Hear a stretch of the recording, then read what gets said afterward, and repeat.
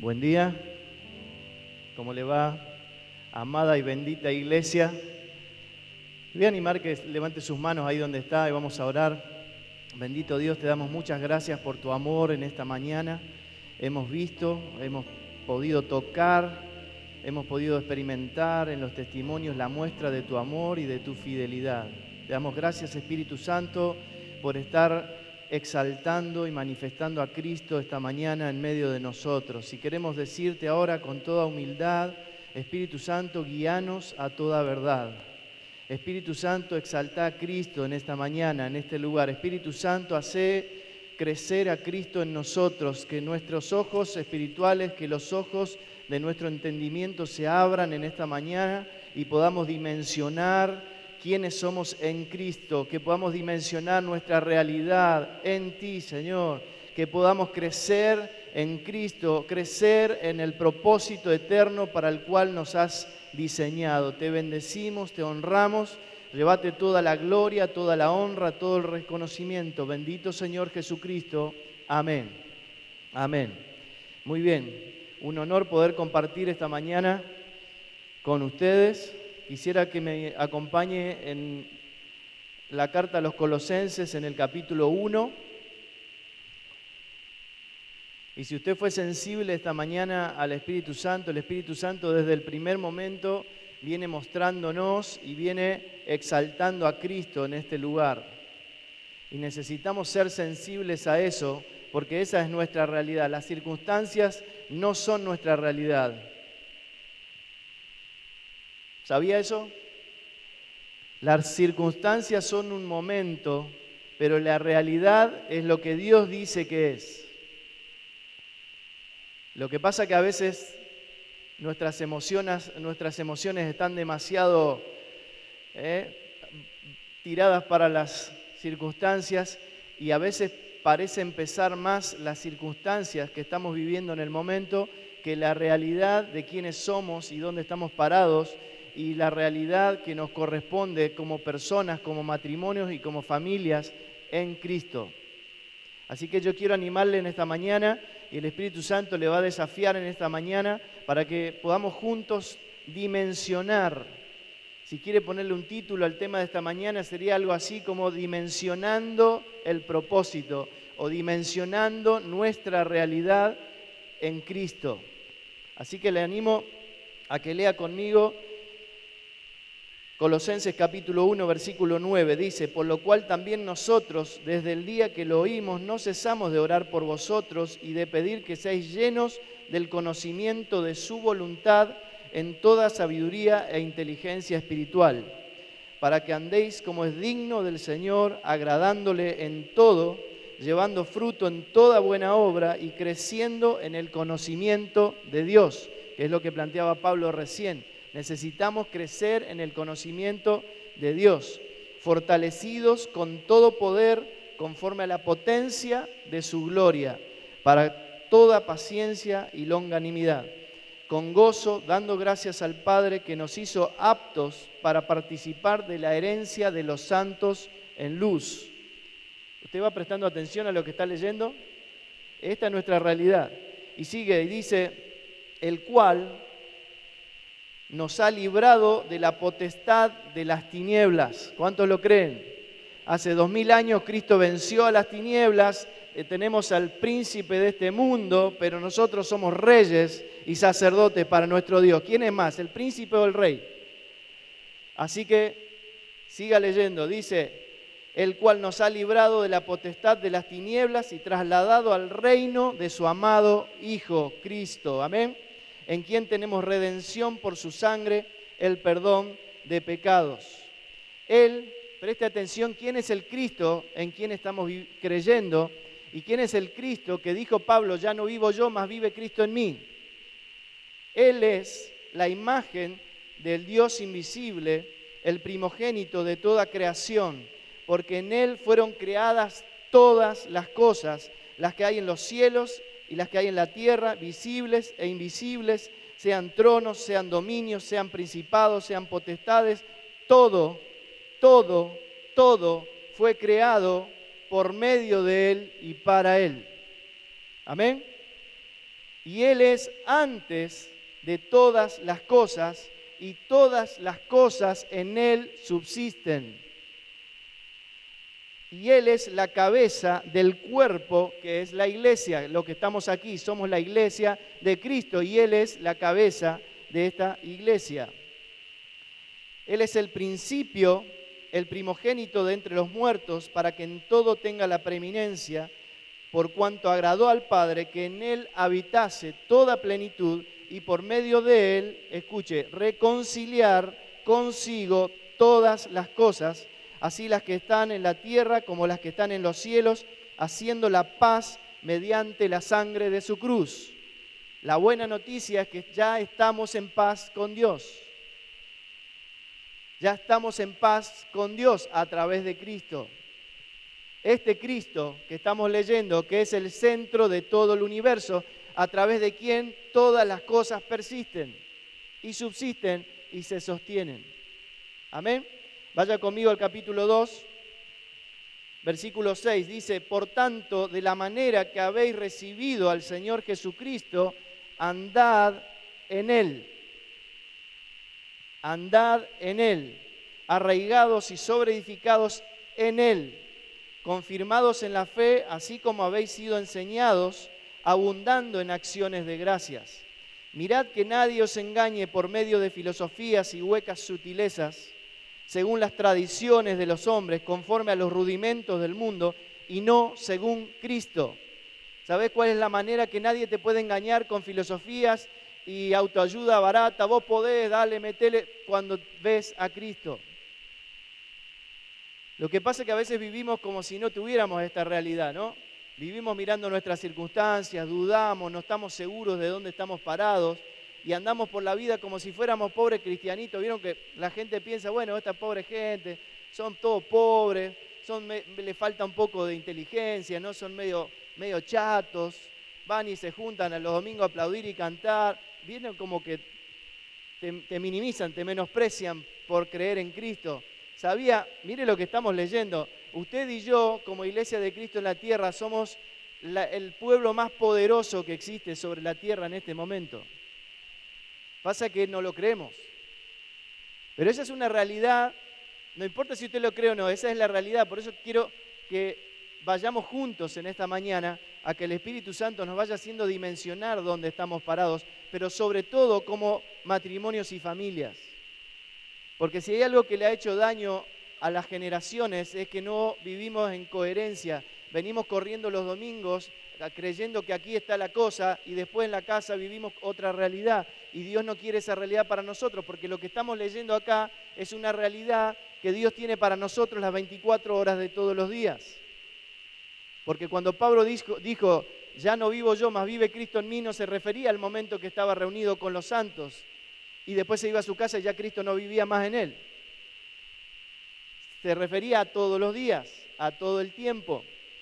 Y sigue diciendo el texto, dice, porque en Él, en Cristo, habita corporalmente toda la plenitud de la deidad. Y vosotros, escuche esto, y vosotros estáis completos en Él, que es la cabeza de todo principado y potestad. Si te sentís incompleto, si sentís que te falta algo, si estás corriendo atrás de las añadiduras, como decía Chelo al arrancar esta reunión, es porque todavía no hemos dimensionado que en Cristo estamos completos.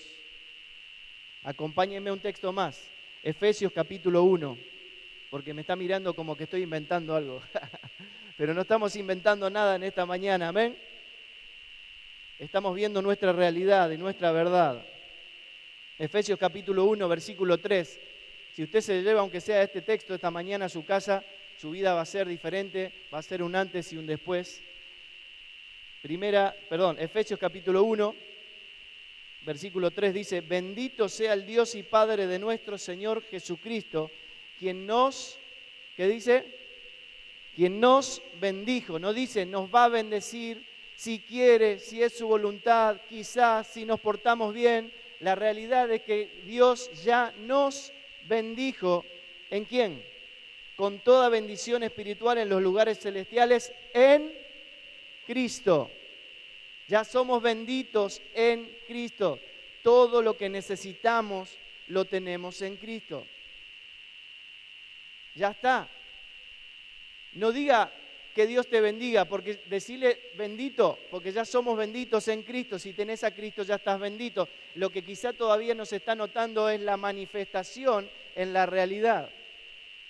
Pero en lo espiritual, en los papeles de Dios, ya estás bendito. Ahora, cuando yo empiezo a entender esto y empiezo a dimensionar esta realidad, mi mente empieza a cambiar, mis emociones se empiezan a acomodar, porque ya no sigo sufriendo y no sigo buscando algo porque ya lo tengo. Y esto es lo que necesitamos poder vivirlo y poder transmitírselo a nuestros hijos como matrimonio. Ahora, yo quiero que usted me acompañe a ir dimensionando estas cosas. Ahora, cuando usted lee esto, ¿se acuerda que Pablo dijo en Romanos capítulo 8 que si Dios no escatimó, no mezquinó ni a su propio Hijo, ¿qué dice? ¿Cómo no nos va a dar también con Él todas las cosas? Ahora entiende lo que significa. Si ya me dio a Cristo, si ya me dio lo más importante que tenía, lo demás es todo. O sea, si me pedís que te dé algo y yo te doy ¿qué es lo más importante que tengo? Mi hijo. ¿Qué más te puedo dar? No hay más arriba nada. O sea, de ahí para abajo Dios te da todo. Por eso busca el reino, decía Jesús, y sus añadiduras vienen solas. Pero nosotros corremos atrás de las añadiduras. Y nos preocupamos, ¿qué vestiremos? ¿Qué comeremos? Cuando en realidad, cuando el Espíritu Santo nos revela a Cristo y nos revela que ya estamos en Cristo, yo le animo en esta mañana que cuando usted se vaya acá como familia, tome su Biblia, lea los evangelios y lea lo que pasó con Jesús aquí caminando por la tierra, porque Jesús se encapsuló, este Hijo de Dios, centro del universo, se encapsuló en un cuerpo humano durante 30 años y estuvo entre nosotros. Y Jesús decía, el reino de los cielos se ha acercado, y hablaba de Él, tocando a la gente. Ahora este mismo Cristo muere, resucita y pasa a ser este Cristo a quien Dios le da la autoridad y el gobierno sobre todo, principado y potestad, sobre todo lo que está en la tierra y en los cielos. O sea, Cristo es la autoridad sobre todo. Cristo es quien gobierna todo. Entonces, cuando usted va a su casa, lee los evangelios y lee a Jesús, empiece a leer con su familia a partir de los hechos y lea todas las cartas y empiece con una virome, con una lapicera, a anotar todo donde dice en Cristo, con Cristo, para Cristo, de Cristo, y usted va a entender cuál es su realidad de vida. No la realidad que le quieren vender, que para ser feliz tenés que consumir. Yo soy feliz porque decido ser feliz disfrutando y siendo agradecido a Dios por cada cosa que vivo cada día. Pero mi mayor felicidad está en saber que estoy en Cristo, que el Espíritu Santo hace crecer a Cristo en mí, que Cristo está establecido gobernando mi casa, mi familia, mis hijos. ¿Y qué más necesito? Todo lo demás viene. ¿Me va siguiendo? Entonces, mire, vamos un poquito a la historia. Acompáñenme. ¿Se acuerda Génesis capítulo 1 y capítulo 2? Porque todo empieza ahí. Necesitamos aprender a dimensionar esto. Usted piense en el Edén, ¿se acuerda de ese ámbito perfecto, todo ordenado, donde todas las cosas funcionaban, donde estaba todo resuelto, donde estaba toda la provisión que las personas necesitaban? Un ambiente. Y en el medio de ese ámbito, el árbol de la vida. ¿Quién dijo yo soy el camino, la verdad y la vida? Cristo. Cristo ya estaba en el Edén. En el medio del huerto estaba Cristo como la vida, ordenando eso. Y Dios dice, va creando todo y en el sexto día crea al hombre, versión masculina y femenina, versión hombre y mujer, porque Eva aparece en el capítulo 3, estudie después, el nombre cambia a Eva en el capítulo 3 después de la caída, pero en el Génesis 1 y 2 tenemos a Adán, versión hombre y mujer, y Dios los bendice, les da la bendición a los dos, y fíjese lo que les dice: fructifiquen, multiplíquense, o sea, formen una familia, produzcan la siguiente generación, llenen la tierra y gobiernen sobre la tierra. Ahí empezó todo. Cuando usted entiende el diseño original, usted entiende que Dios puso al hombre en la tierra para gobernar. El hombre tiene un propósito. Usted está sentado en una silla que fue diseñada con un propósito, que los soporte su peso. Usted va a ir ahora a su casa y va a agarrar un tenedor que puede tener 3 o 4 o 5 dientes y está pensado y diseñado para pinchar la comida y traerla a su boca. Usted se va a ir a la cochera, se va a sentar en su automóvil que fue pensado y diseñado con un propósito. Sale a la calle, el semáforo tiene un propósito. Todo, absolutamente todo en la vida tiene un propósito. Ahora yo le hago una pregunta, ¿por qué usted y yo vivimos sin propósito? ¿Usted cree que nosotros no tenemos propósito? Somos el pináculo de la creación y todo tiene propósito y nosotros no. Por supuesto que tenemos propósito, pero ignoramos los propósitos. Ignoramos el propósito eterno de Dios y necesitamos, es un tiempo en el que Dios está trayendo y levantando una generación que dimensiona el propósito, dimensiona los diseños y quiere ser protagonista con Dios en su generación, no espectadores.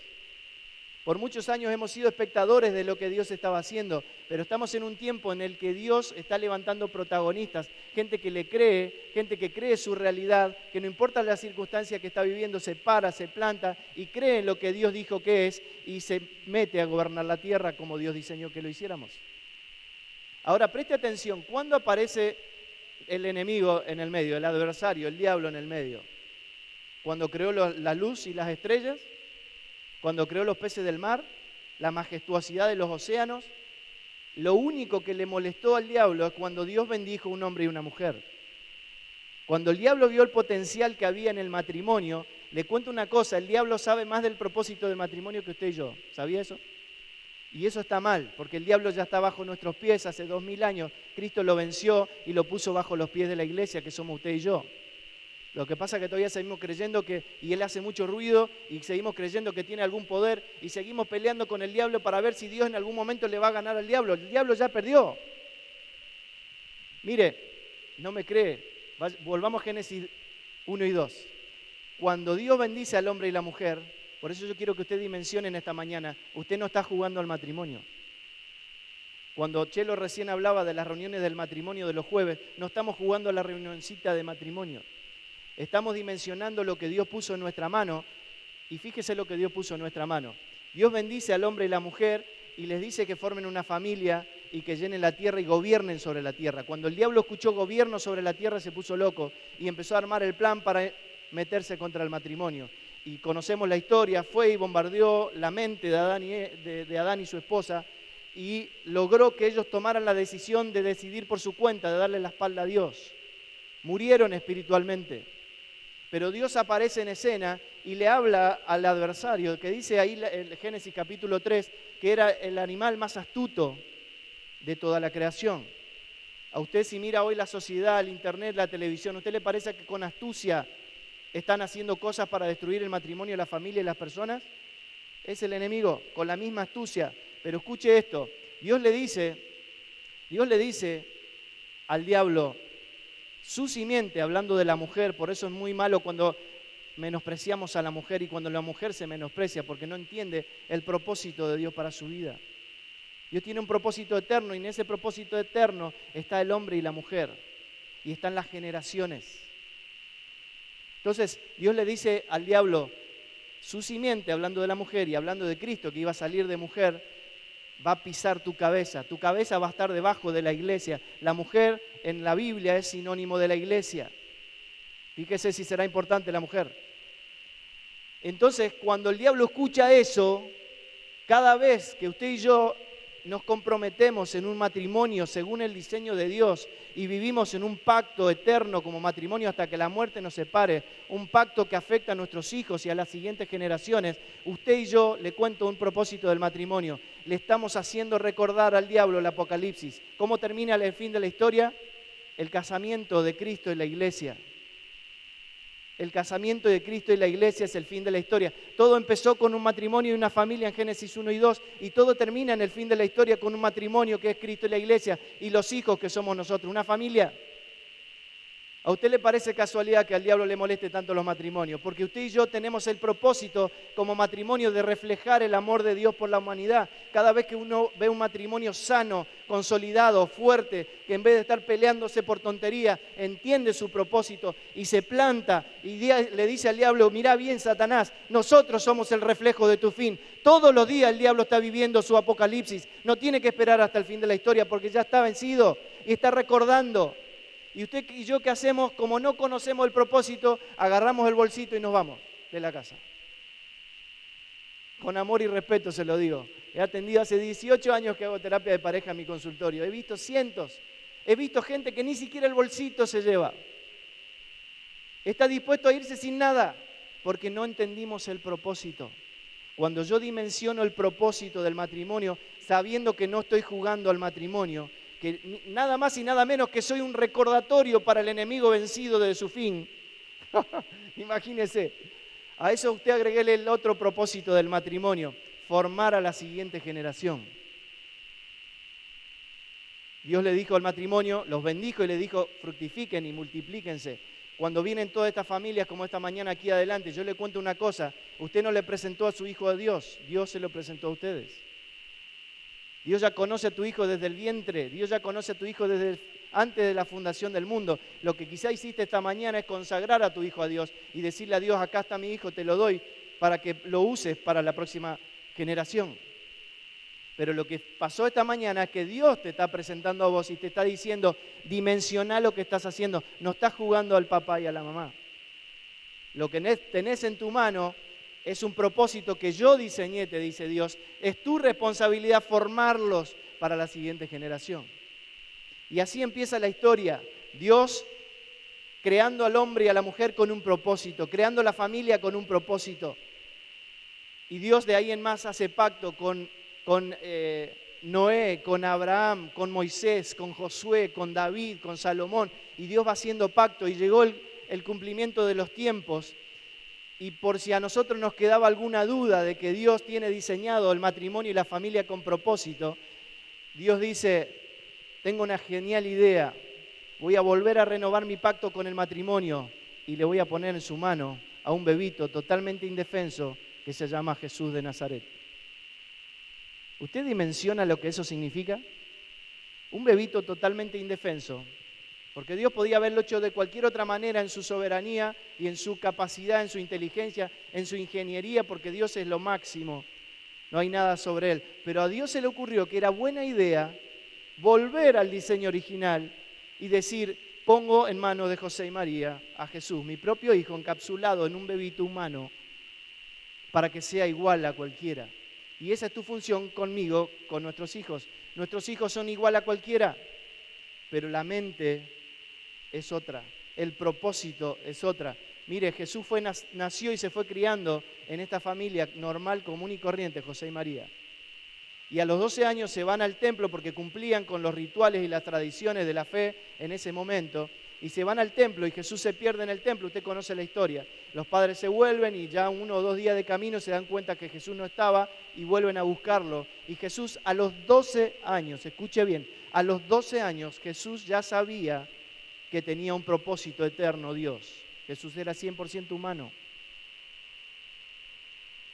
Y Jesús le dice a sus padres, ¿qué pasa? ¿Por qué están tan sorprendidos? Estoy en los negocios de mi papá. Jesús a los 12 años ya había dimensionado quién era su padre y ya había dimensionado que Dios tenía negocios en los que él se tenía que ocupar. Eso me desafía a mí como padre. Mi hijo está por cumplir 15, mi hija acaba de cumplir 11 ayer. Yo necesito trabajar en sus vidas para que ellos a esta edad ya estén dimensionando el propósito eterno de Dios. Pero ¿sabe qué pasa? Como no dimensionamos el propósito eterno, que Dios está estableciendo su reino en las naciones, nosotros pensamos en nosotros y en nuestros ombligos. Y tu hijo llora y te dice, papi, me quiero comprar una Play, papi, comprame una bicicleta. Y vos, como buen cristiano, vamos a enseñarle fe, ¿no? Y le decís, ponete a orar por la bicicleta, ponete a orar por la Play. Y está bien, porque le estamos enseñando a depender de Dios. Ahora, ¿qué pasa si nosotros tenemos la visión del reino, la visión del proyecto, del propósito eterno de Dios en las naciones, y le decimos a nuestro hijo, hijo, te compro la Play, y tomá, orá por Argentina, y le pongo a orar por las naciones? ¿No le parece que cambia un poco? Y nosotros seguimos pensando en chiquito. Pensamos en la reunión del domingo, pensamos en chiquitajes, cuando Dios está pensando en naciones. Che lo dijo esta mañana, abrió la reunión hablando de Abraham. Dios le dijo a Abraham, en ti serán benditas las naciones de la tierra. ¿Usted se acuerda cuando Jesús estaba ascendiendo al cielo que le dijo a los discípulos? Vayan y hagan discípulos a las naciones. Yo le hago una pregunta, 2000 años pasaron, ¿hemos hecho discípulos a las naciones? No, porque seguimos pensando en hacer discípulos a las personas, cuando en el proyecto de Dios, Dios ve familias, Dios ve naciones, Dios ve generaciones. Dios es el Dios de Abraham, de Isaac y de Jacob, y de Jacob nacen las 12 tribus de Israel. Dios ve de esa manera. Dios está pensando en Argentina, Dios está pensando en América, Dios está pensando en Europa, Dios está pensando en establecer su reino en las naciones. Entonces nosotros tenemos que como familia dimensionar esto y empezar a vivirlo en nuestra vida todos los días, porque esa es la manera que Dios obra. Mire, Jesús vino, se crió, se desarrolló. En ese momento en el templo Jesús mismo reconoce el diseño y le dice a sus padres, estoy en los negocios de mi padre, pero dice Lucas, lea el Evangelio, dice que Jesús se fue con ellos y estuvo sujeto a ellos en obediencia hasta los 30 años. Porque Jesús entendió el diseño de autoridad delegada por Dios en la familia. Es como el reino funciona en autoridad de obediencia. Nuestra función es enseñarle a nuestros hijos a obedecer, porque Dios funciona así. Y la familia es la expresión del gobierno de Dios en la tierra. Por eso le digo, no estamos jugando a la familia. No estamos jugando al matrimonio, estamos haciendo el diseño y el proyecto de Dios, el propósito que impacta a las generaciones. Porque a la gente no le impacta la calcomanía de nuestro auto, a la gente le impacta lo que ve que vivimos. Hay mucha gente que no va a leer una Biblia, pero te está leyendo a vos, por eso Pablo dijo, somos carta de Cristo.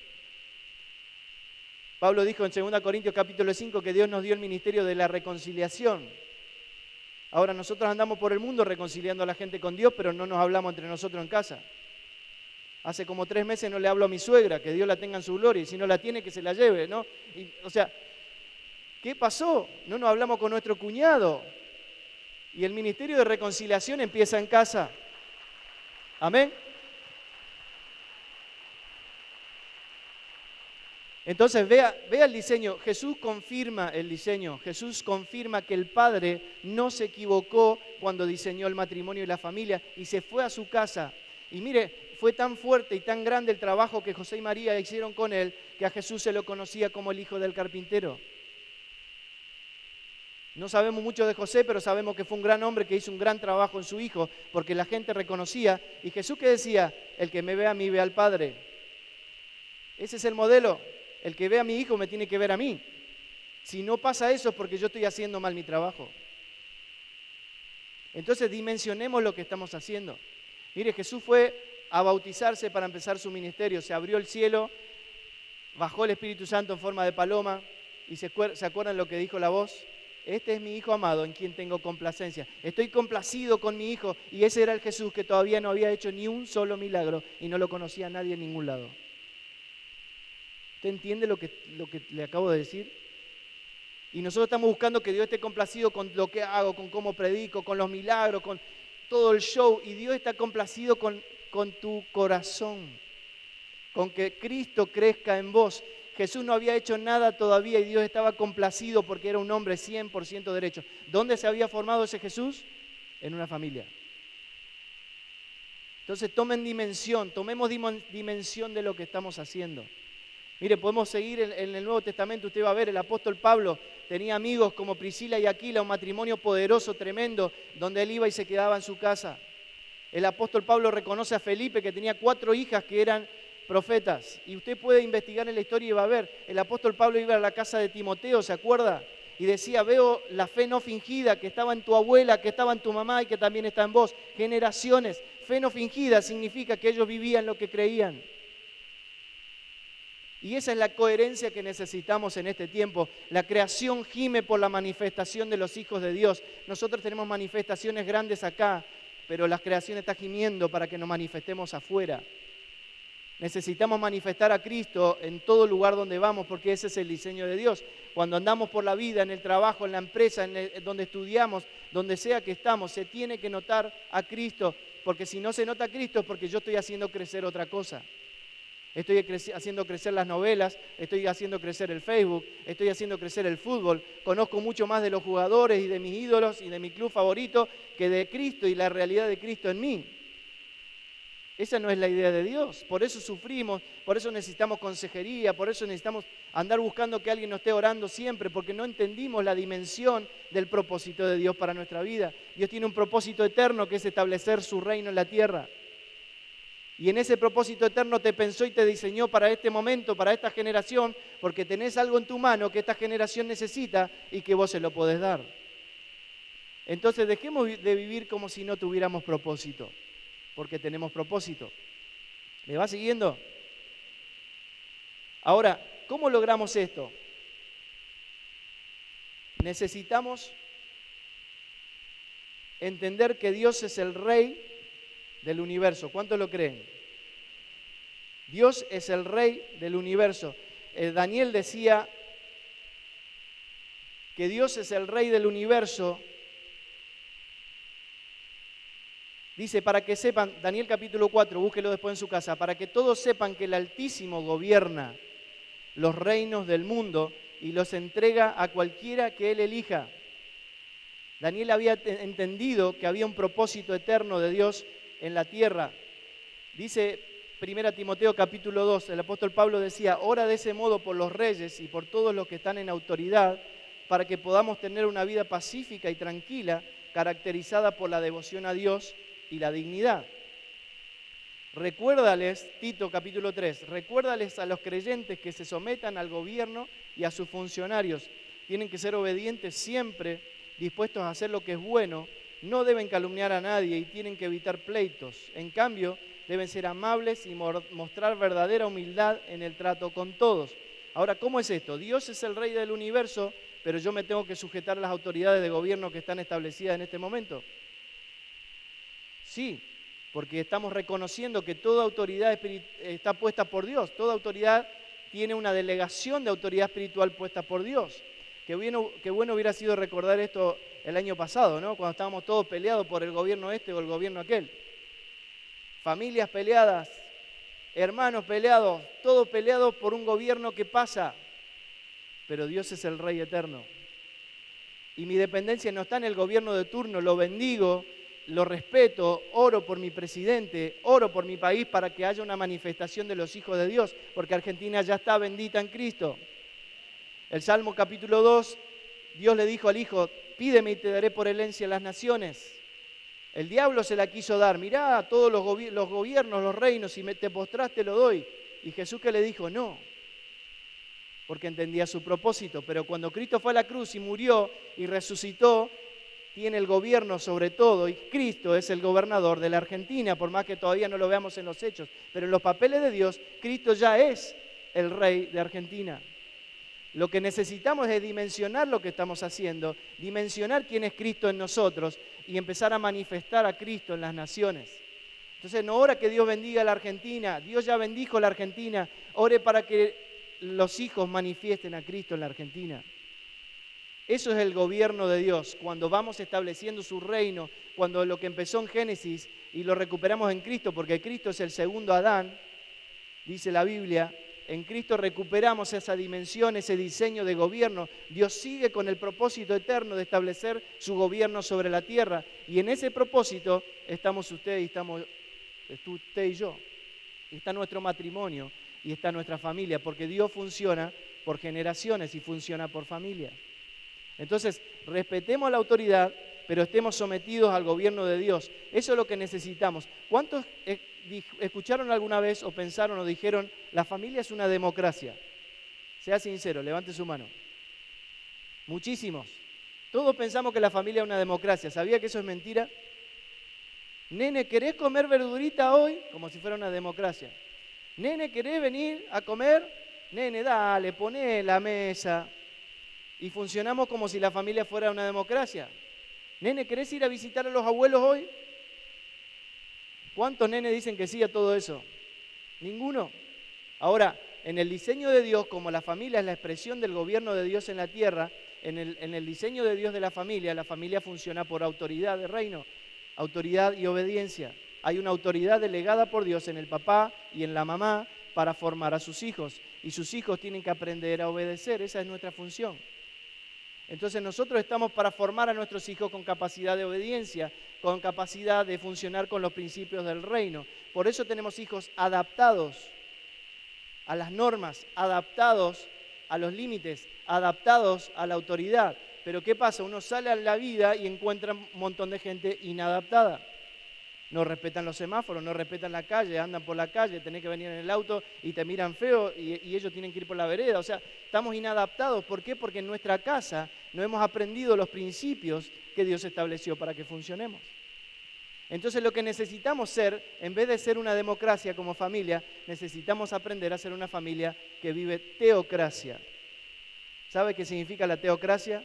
El gobierno de Dios en mi familia.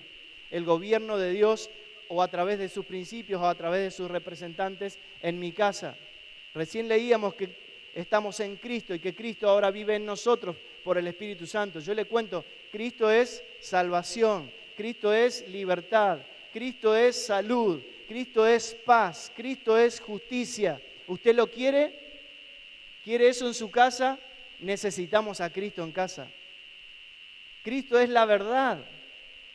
Él viviendo en nosotros es la palabra misma. Lea Juan capítulo 1. En el principio era el Verbo y el Verbo era Dios y el Verbo estaba con Dios. Cristo fue y es siempre y es la palabra. Cuando estamos yendo a la palabra estamos yendo a Cristo. Cuando estamos comiendo la palabra estamos comiendo a Cristo y Cristo está creciendo en nosotros. Ahora, como le decía recién, muchas veces alimentamos nuestra carne. Colosenses 3 dice, hagan morir lo terrenal en vosotros para que crezca Cristo. Entonces va a crecer en nosotros lo que nosotros alimentamos. ¿Cuánto tiempo le dedicamos a estudiar la palabra? ¿Cuánto tiempo le dedicamos a orar en familia? ¿Cuánto tiempo le dedicamos para que naturalmente, tomando la leche de las 5 de la tarde, estemos como familia hablando de que Cristo está en nosotros y que nuestra realidad es ser gobernadores del mundo? Ahora, Dios nos llamó para gobernar el mundo y nosotros no gobernamos ni nuestro dormitorio. Uno entra a un dormitorio a veces de alguno y parece que hubo una guerra campal ahí, ¿no? No se puede encontrar nada. Dios te llamó para gobernar el mundo. Empecemos a gobernar lo chico, pero necesitamos cambiar nuestra mentalidad. Necesitamos que Dios gobierne nuestra casa. Por eso Jesús decía que venga tu reino primero, porque ahora estamos en Él. Leíamos recién en Colosenses, si estamos en Cristo, estamos en Él, vivamos en Él. En Hechos 17 dice que en Él vivimos y nos movemos y somos. Yo le hago una pregunta, si eso se manifiesta en su vida personal, ¿puede ser que nuestra familia siga igual? No, no es lógico, no tiene sentido, porque cuando está Cristo en mí se nota y llego a mi casa y ese ambiente se transforma porque Cristo viene conmigo. Cristo no está aquí en la reunión nada más, Cristo ahora vive en nosotros por el Espíritu Santo. El milagro más grande que Dios hizo, el avivamiento más grande que Dios hizo fue hacerte nacer de nuevo y hacer que Cristo mismo viva en vos. Y que ahora Dios mismo, con la persona que gobierna el universo, se va con vos a todos lados donde te movés. ¿Se da cuenta que no dimensionamos dónde estamos metidos? Y vivimos a veces tirados por la vida como si fuéramos linchera, como si no tuviéramos papá o como si no tuviéramos nada, o como si fuéramos el último orejón del tarro, y somos los gobernadores del mundo. Somos reyes y sacerdotes. Por eso Jesucristo es Rey de Reyes. Él es el Rey de todos los reyes. No se refiere solo a los gobiernos, se refiere a usted y a mí. Y Dios nos hizo reyes y sacerdotes para nuestro Dios. ¿Por qué vivimos sin gobernar si ya tenemos posición de gobierno?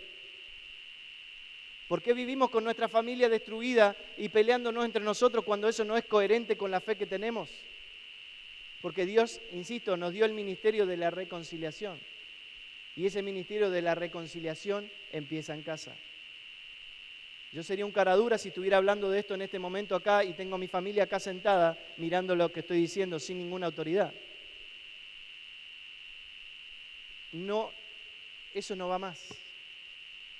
El Espíritu Santo está trayendo un tiempo sobre nosotros, en el que empezamos a vivir con coherencia y en el que empezamos a vivir creyendo quiénes somos en Cristo, creyendo nuestra realidad en Cristo, creyendo que ya somos benditos, creyendo que ya somos salvos, creyendo que ya somos libres. Y eso se empieza a manifestar en nuestro matrimonio, y nuestro matrimonio pasa a ser un matrimonio con propósito, un matrimonio que puede reflejar a Cristo y que puede recordarle al diablo todos los días su apocalipsis. Se le termina el tiempo y el matrimonio de la iglesia y Cristo se viene. Usted y yo necesitamos vivir con propósito, que nuestro matrimonio tenga el compromiso de formar a la siguiente generación, que son nuestros hijos. Vivamos con propósito, porque Dios nos diseñó con propósito. No estamos diseñados para levantarnos, ir a trabajar, pagar las cuentas, dormir y morir. Ese no es el diseño de Dios. El diseño de Dios es que usted y yo dejemos una marca en nuestra generación. La Biblia dice que David, sirviendo a su generación, durmió. Jesús dijo, consumado es, que significa logré el propósito. Jesús murió cuando terminó el propósito. Nadie lo mató, Él entregó su espíritu. Consumado es significa logré lo que vine a hacer. Así que si todavía en tu vida no lograste lo que viniste a hacer, tu propósito no está alcanzado. Tenés que seguir adelante, no te dejes morir, cuida tu cuerpo, cuida tu salud, cuida tu familia, porque gran parte del propósito de tu vida, el propósito es multifacético. Tenemos el propósito de reflejar a Cristo, tenemos el propósito de extender el reino de Dios, tenemos el propósito de ser padres, el propósito de ser madres. Tenemos muchos propósitos, pero necesitamos descubrirlo. Y no puede ser que vivamos sin saber nuestro propósito y el diablo sabe más del propósito que nosotros. Entonces, yo le animo a que nos tomemos un tiempo en donde tomemos el desafío de Dios en este tiempo. Y que podamos empezar a trabajar por descubrir el propósito. Si usted no descubre su propósito, usted va a ser un infeliz toda su vida, porque lo único que le hace feliz es descubrir el centro de la voluntad de Dios, que es el propósito para su vida. Y Dios le va a mostrar por el Espíritu Santo, le va a mostrar porque ya puso en usted asignaciones naturales, puso cosas que le llaman la atención, cosas que le molestan. Mire, 2 Corintios capítulo 1 dice que Dios nos bendijo con toda consolación para que podamos consolar a los que están en cualquier tribulación por la consolación que fuimos consolados por Dios. Cuando uno pasa situaciones difíciles, muchas veces esas situaciones difíciles se transforman en el propósito que Dios tiene para nosotros, porque con la consolación que fuimos consolados y la realidad en Cristo que ahora vemos, podemos transmitirla a los demás. Entonces necesitamos vivir con propósito, porque esa es la manera en que vamos a vivir bien. Esa es la manera en que vamos a reflejar a Cristo. Esa es la manera en la que vamos a hacer carta de Cristo, como decía el apóstol Pablo. Y vamos terminando. Necesitamos ser dependientes de Dios, como estamos viendo. ¿Usted se acuerda en Deuteronomio 6 que Dios le dijo que le habla a los hijos y a sus nietos en el camino y donde se levante, cuando se acueste, en la casa, todo el tiempo?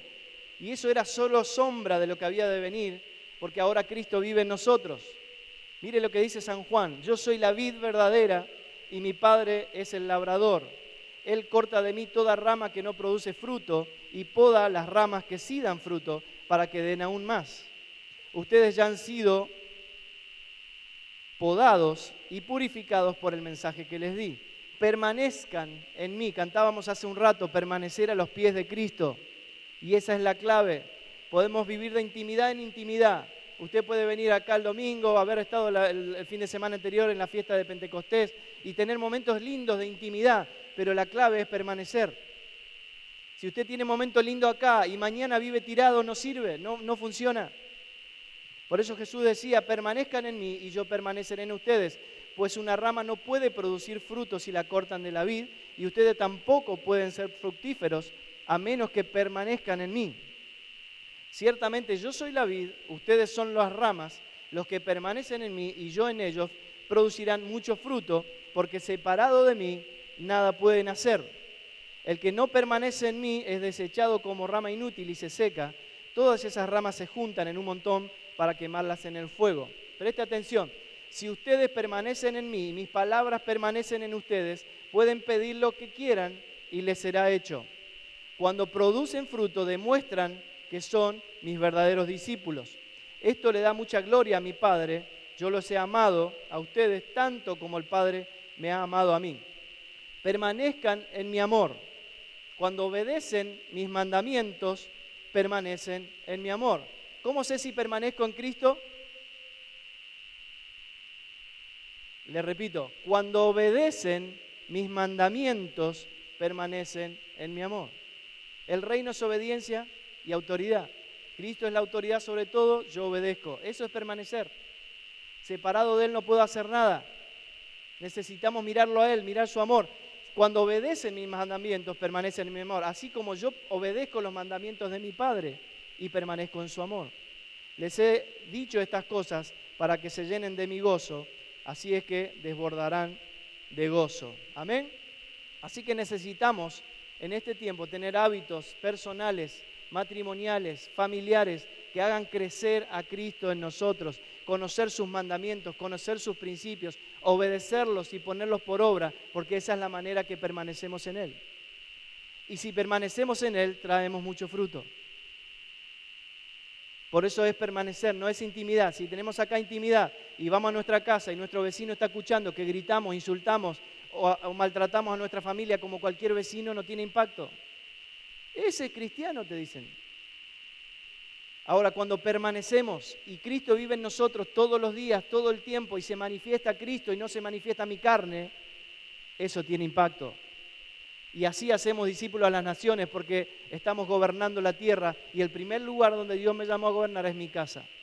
Pablo le dijo a Timoteo, el que no gobierna su casa, ¿cómo va a gobernar la iglesia de Dios? Basta de fachada. La fe no fingida, le dijo Pablo a Timoteo, en tu casa, en tu abuela, en tu mamá y en vos hay fe no fingida. Este es un tiempo de tener fe no fingida. Y este es un tiempo donde Dios se va a empezar a manifestar y a usar familias. El miércoles en la reunión de familia una hermana contaba que estaba en una reunión y en el momento sintió un fuerte impacto en su espíritu y dijo, es mi hijo, y empezó a orar por el hijo. Resulta que en ese mismo momento el hijo estaba en otro lado, lo habían encañonado con una pistola y la madre lo sintió en ese momento y oró y oraron juntos un grupo de gente para que al hijo no le pase nada y este hijo no le pasó nada. Y ese es el tiempo que estamos viviendo donde Cristo se empieza a manifestar donde sea que estés, no solamente acá en una reunión. Porque esto no es un altar, esto es una plataforma, esto es un templo, no es un templo, es una congregación, el templo somos nosotros.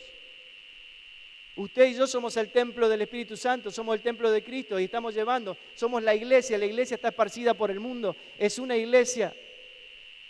Por eso la matemática de Dios es 1 más 1, 1, no 2, 1 más 1 es un matrimonio. 1 más 1 es 1 en la mente de Dios, es una iglesia, un pueblo, un cuerpo, un reino, una familia. Hay mucho poder cuando usted y yo entendemos el poder del uno, el poder del acuerdo. Por eso dejemos de jugar a la familia, pongámonos de acuerdo, somos uno. El cuerpo de Cristo se manifiesta en mi casa. Y entonces cuando venimos a congregarnos acá se manifiesta la gloria. ¿Por qué? No porque Dios venga a llenar un lugar, porque Dios ya no llena lugares, llena personas.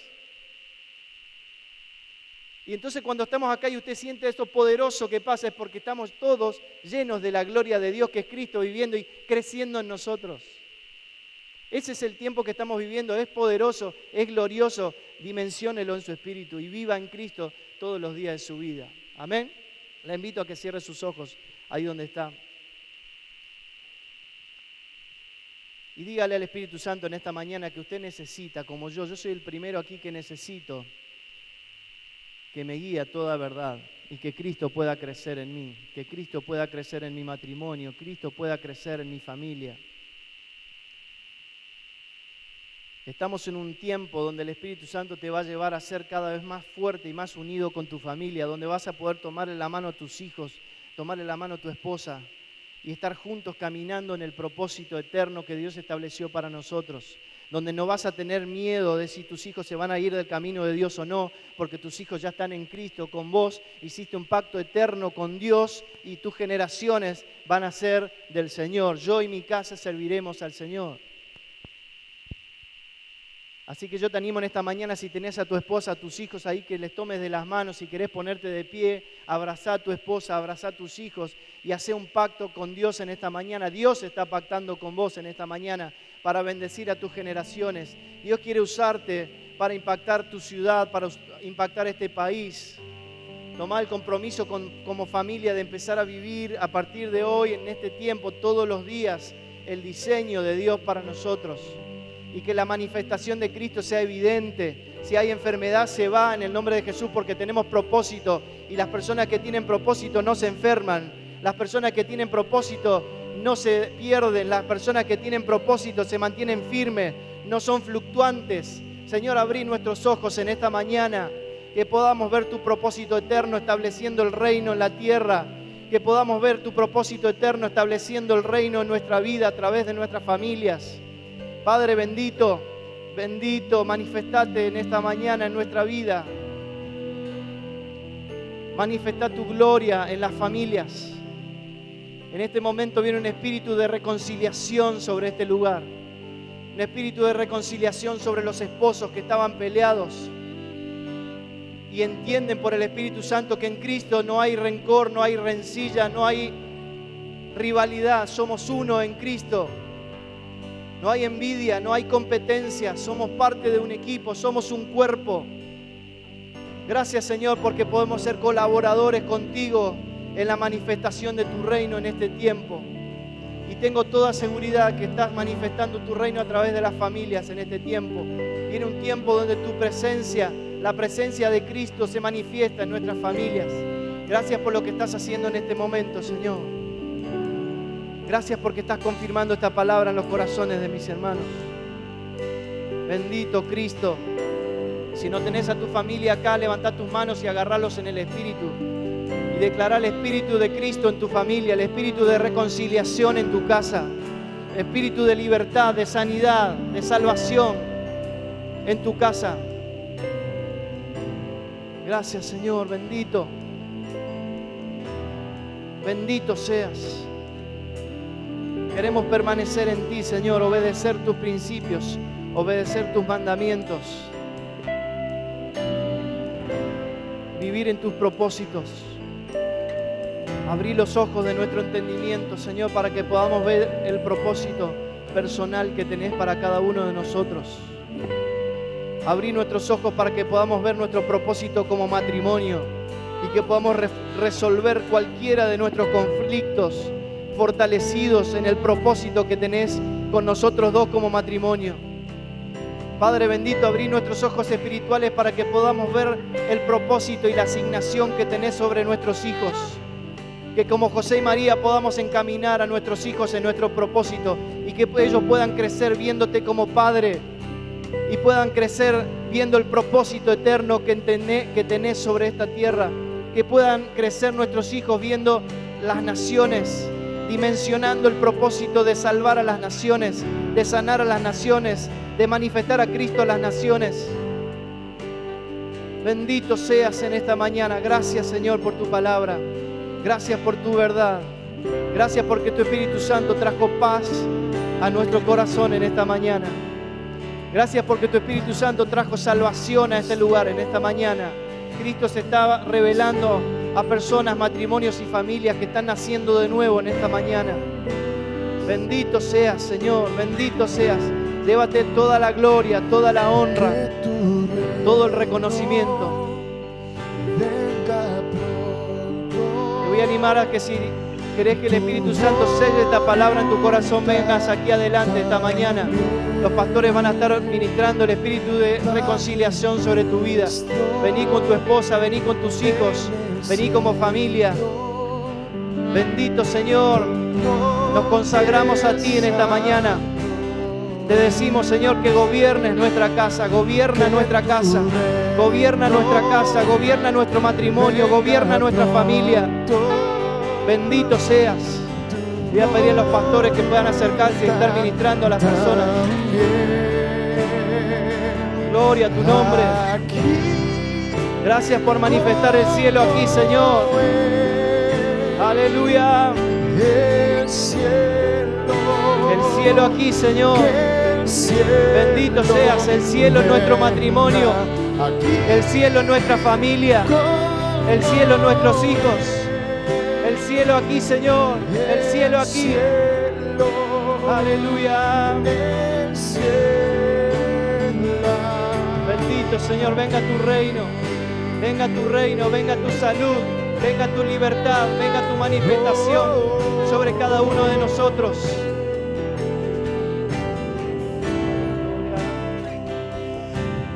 Padre nuestro en el cielo.